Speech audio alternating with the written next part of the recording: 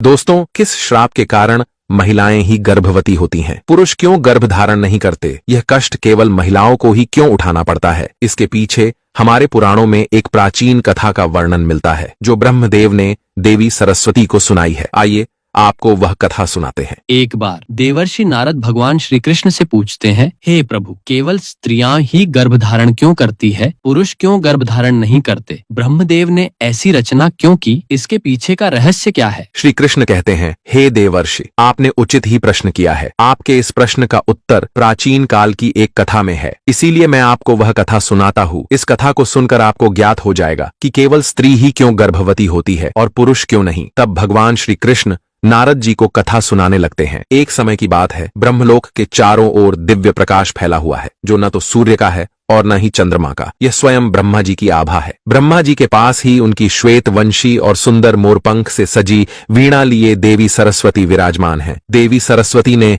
ब्रह्मा जी के चरणों में बैठकर अपनी मधुर वाणी में कहना प्रारंभ किया, हे स्वामी, इस सृष्टि की संरचना में आपने अनगिनत अद्भुत कृतियां रची है। आपने अपनी इच्छा शक्ति से अनेक ऋषियों, देवताओं, गंधर्वों और सुंदर अप्सराओं को प्रकट किया। स्त्रियों को आपने सौंदर्य, चंचलता और आकर्षण प्रदान किया है, किंतु मैं एक जिज्ञासा से व्याकुल हूँ। संसार में गर्भ धारण का अद्भुत कर्तव्य और पीड़ा केवल स्त्रियों को ही क्यों सहनी पड़ती है? ये विशेषाधिकार और यह कष्ट केवल स्त्रियों के लिए ही क्यों निर्धारित हुआ? ब्रह्मा जी, जो अपनी चारों दिशाओं में देख रहे थे, उनकी बात सुनकर हल्के से मुस्कुराए। उनके मुख पर एक गूढ़ रहस्य की आभा झलकने लगी। उन्होंने अपना आसन थोड़ा समायोजित करते हुए कहा, हे देवी, आपने आज एक अत्यंत महत्वपूर्ण प्रश्न किया है। इस प्रश्न का उत्तर केवल एक कथा के माध्यम से ही समझाया जा सकता है। यह कथा इतनी प्राचीन है कि इसका उल्लेख स्वयं सृष्टि के आरंभ में हुआ था। इसे सुनने से न केवल आपकी जिज्ञासा शांत होगी, बल्कि इसे सुनने वाली स्त्री को गुणवान और रूपवान संतान का आशीर्वाद भी मिलेगा। जो भी स्त्री इस कथा को ध्यानपूर्वक सुनती है, उसे निश्चित ही गुणवान पुत्र रत्न की प्राप्त होगी। देवी सरस्वती ने ब्रह्मा जी के मुखमंडल पर दृष्टि डाली और बड़े आदर से कहा, हे प्रभु, मैं इस कथा को सुनने के लिए अत्यंत उत्सुक हूँ। कृपया मुझे यह कथा सुनाइए। ब्रह्मा जी ने अपना ध्यान कुछ क्षण के लिए ब्रह्मलोक के दिव्य प्रकाश में केंद्रित किया। उनकी वाणी गंभीर हो गई और उन्होंने कहना आरंभ किया, हे देवी, ध्यानपूर्वक सुनो। यह कथा उस समय की है जब सृष्टि का आरंभ हुआ था और देवताओं तथा दानवों के बीच एक बड़ा युद्ध छिड़ा था। उसी समय गर्भ धारण का यह रहस्य प्रकट हुआ। हे देवी, इसके पीछे महर्षि पुलत्स्य और देवी हविर्भुवा की कथा है। महर्षि पुलत्स्य का जन्म मेरे कान से हुआ था। वे मेरे मानस पुत्रों में से एक हैं और अत्यंत तपस्वी, ज्ञानवान और धर्मपरायण हैं। जब मैंने उन्हें सृष्टि में प्रकट किया तो उन्हें अनेक प्रकार की विद्याएं प्रदान की।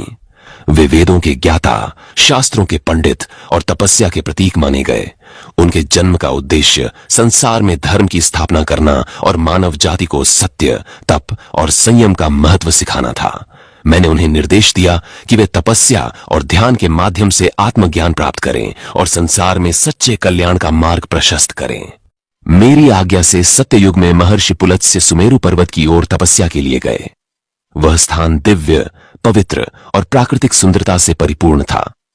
सुमेरु पर्वत के उच्च शिखर पर उन्होंने एक आश्रम का निर्माण किया जो बांस, घास और जंगल की लकड़ियों से बना था। वह स्थान चारों ओर से ऊंचे वृक्षों, जल के झरनों और शांत वातावरण से घिरा हुआ था। यह आश्रम तपस्वी पुलत्स्य का साधना स्थल बन गया। महर्षि पुलत्स्य ने वहां घोर तपस्या प्रारंभ कर दी। उनके तप से चारों ओर दिव्यता का प्रवाह होने लगा। उनके शरीर से निकलने वाली ऊर्जा इतनी प्रभावशाली थी कि वह देवताओं, गंधर्वों और अप्सराओं का ध्यान आकर्षित करने लगी।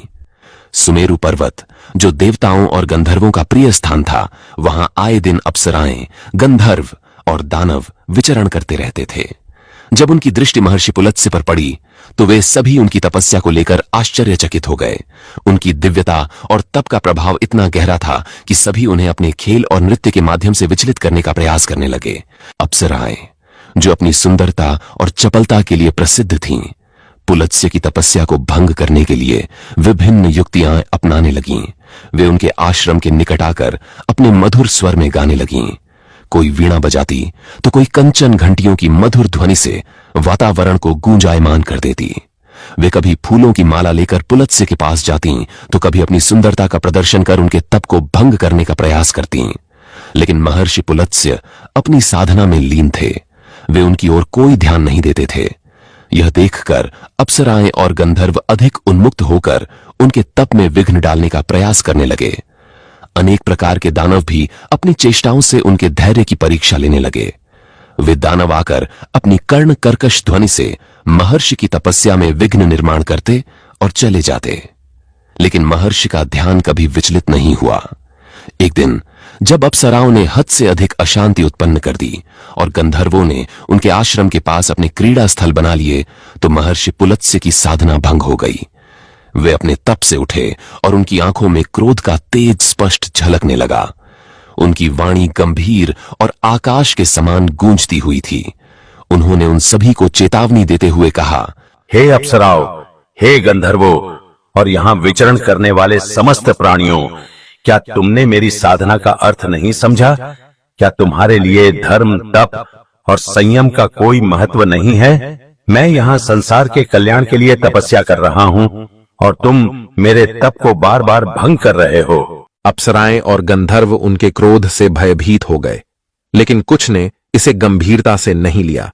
यह देखकर पुलत्स्य ने क्रोधित होकर कहा, हे अप्सराओं, गंधर्वों, दानवों तथा मानवों, आज मैं तुम सबको चेतावनी देता हूँ।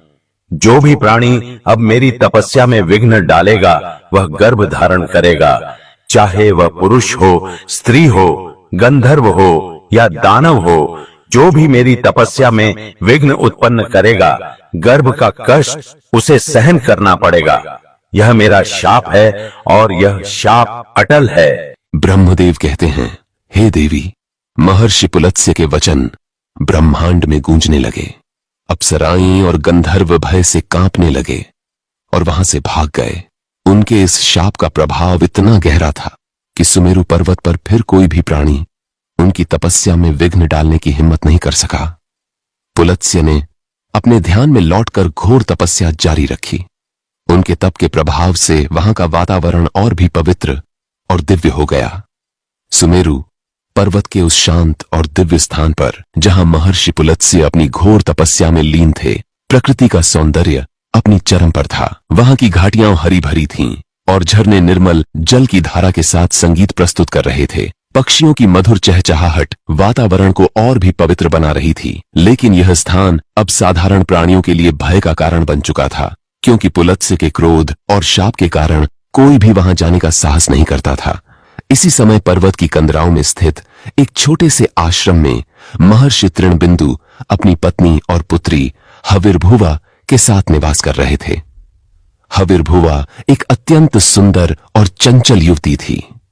उसका सौंदर्य ऐसा था कि उसे देखकर देवताओं की अप्सराएं भी ईर्ष्या करतीं। उसकी कोमलता और उसकी मुस्कान सभी को आकर्षित करती थी।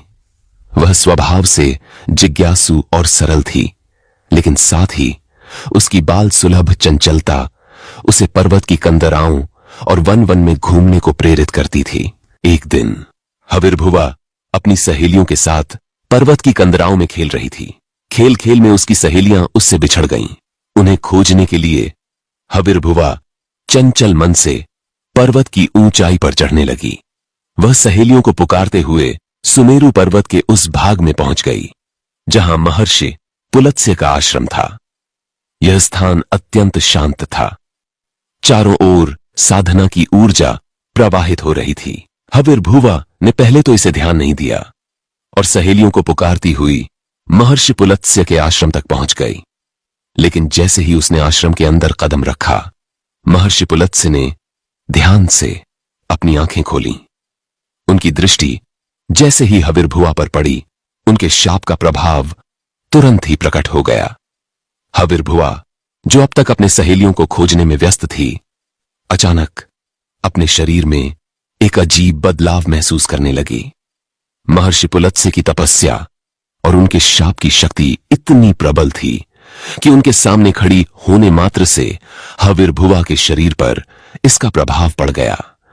उसके शरीर का रंग पीला पड़ने लगा, उसकी सांसें तेज हो गईं और उसके भीतर एक असहनीय पीड़ा का अनुभव होने लगा।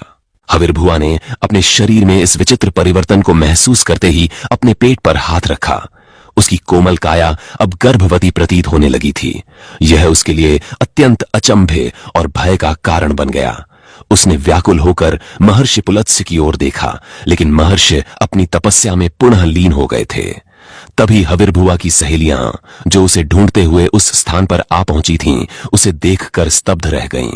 हविर्भुआ ने घबराई हुई आवाज में अपनी सहेलियों से कहा, हे सखियों, मुझे नहीं पता यह क्या हो रहा है। मैं यहाँ केवल तुम्हें खोजने आई थी, लेकिन जैसे ही मैंने इस तपस्वी को देखा, मेरे शरीर में यह बदलाव होने लगा। मुझे अपने शरीर में अजीब सा महसूस हो रहा है। मेरे पेट में जैसे कुछ हलचल हो रही है। यह क्या है, मैं समझ नहीं पा रही हूँ। सखियां भी भयभीत होकर हविर्भुआ को सहारा देने लगीं। एक सखी ने कहा, हे हविर्भुआ, यह स्थान बहुत डरावना लगता है। हमें यहाँ से तुरंत चलना चाहिए। इस स्थान पर महर्षि पुलत्स्य तपस्या करते हैं और हमने सुना है कि उनके शाप के कारण कोई भी उनकी तपस्या में विघ्न डालने की हिम्मत नहीं करता।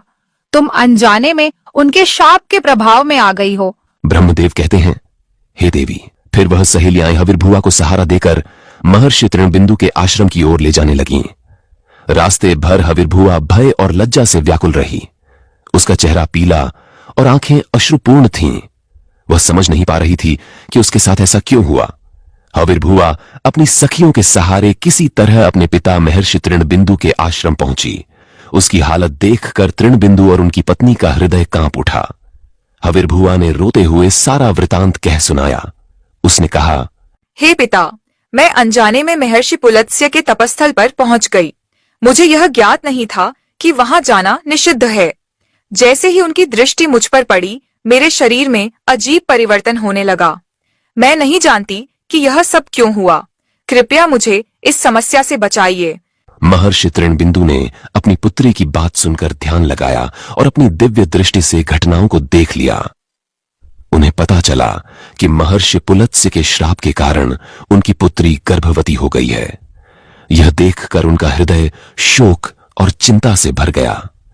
उन्होंने गहरी सांस लेते हुए अपनी पत्नी से कहा, हे भद्रे, यह घटना कोई साधारण घटना नहीं है। यह महर्षि पुलत्स्य के श्राप का प्रभाव है। मेरी पुत्री अनजाने में उनके तप के बीच पहुंच गई और अब वह इस संसार की पहली स्त्री है जो गर्भवती हुई है। ब्रह्मदेव कहते हैं, हे देवी। फिर तृणबिंदु ने तुरंत निर्णय लिया कि उन्हें महर्षि पुलत्स्य के पास जाकर उनसे क्षमा याचना करनी होगी। उन्होंने हविर्भुआ को अपने साथ लिया और सुमेरु पर्वत की ओर चल पड़े। जब महर्षि तृणबिंदु सुमेरु पर्वत पहुंचे तो उन्होंने महर्षि पुलत्स्य को तपस्या करते हुए देखा। उनकी दिव्य आभा और शांत मुद्रा देखकर तृणबिंदु ने आदर पूर्वक उनके चरणों में प्रणाम किया। उन्होंने करबद्ध होकर कहा, हे महर्षि, आप साक्षात ब्रह्मा जी के मानस पुत्र हैं। आपका तप और आपकी कीर्ति समस्त संसार में विख्यात है। आप परम दयालु और कृपालु हैं। मेरी कन्या अनजाने में आपके तपस्थल पर पहुंच गई और आपके श्राप का प्रभाव उस पर पड़ गया। आज वह गर्भवती हो चुकी है और यह संसार की पहली ऐसी घटना है। हे मुनिवर, मेरी पुत्री अब इस समाज में कैसे रह पाएगी? कौन उससे विवाह करेगा? यह तो कलंक का जीवन हो जाएगा। उन्होंने आगे कहा, हे महर्षि, मेरी पुत्री का कोई दोष नहीं है। वह अनजाने में इस श्राप का भागी बनी है। मैं आपसे विनती करता हूं कि कृपया उसे पत्नी के रूप में स्वीकार करें। वह सर्वगुण संपन्न है और आपकी सेवा में सदैव तत्पर रहेगी। आप जैसे तपस्वी और दिव्य महापुरुष के साथ उसका जीवन धन्य हो जाएगा। तृणबिंदु के करुण निवेदन और हविर्भुआ के अश्रुपूर्ण चेहरे को देखकर महर्षि पुलत्स्य का कठोर तपस्वी हृदय पिघल गया। उन्होंने अपनी तपस्या से उठते हुए कहा, हे मुनिवर तृणबिंदु, मैं आपकी स्तुति और आदर से अत्यंत प्रसन्न हूँ। आपके शब्दों ने मेरे हृदय को छू लिया है। यह सत्य है कि मेरे श्राप के कारण ही आपकी पुत्री गर्भवती हुई है। मैं अपने इस कठोर श्राप के परिणाम को समझता हूँ और इस दोष का निवारण करना मेरा कर्तव्य है।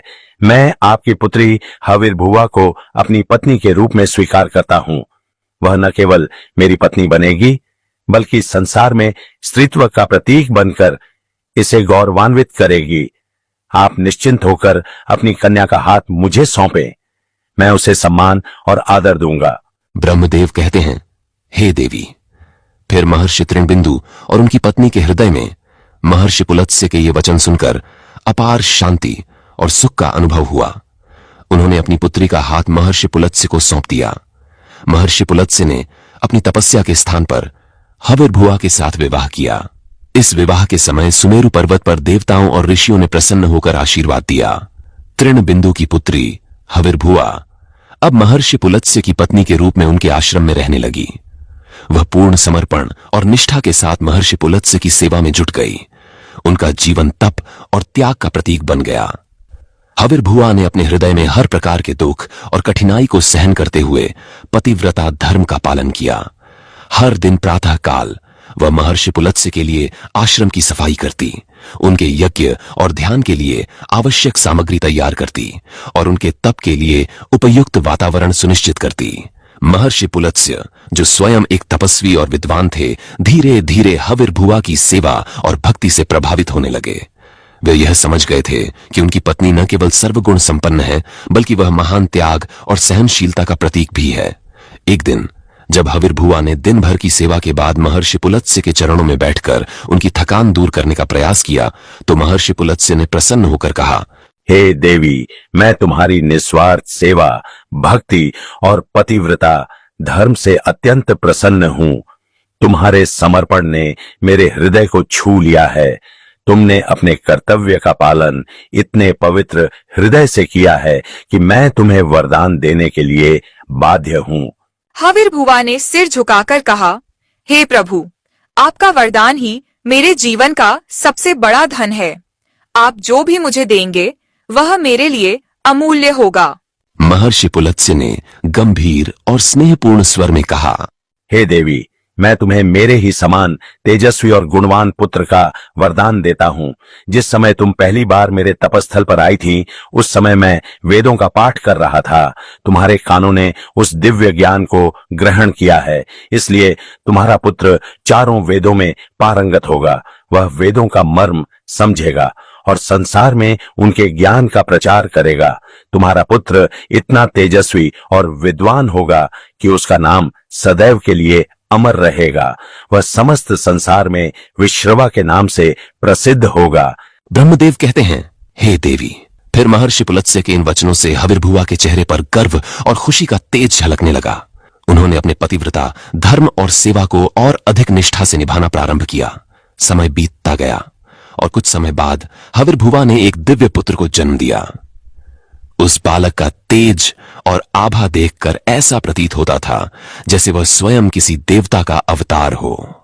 महर्षि पुलत्स्य ने उस बालक का नामकरण किया और कहा, यह मेरा पुत्र है जो वेदों के ज्ञान को सजीव करेगा।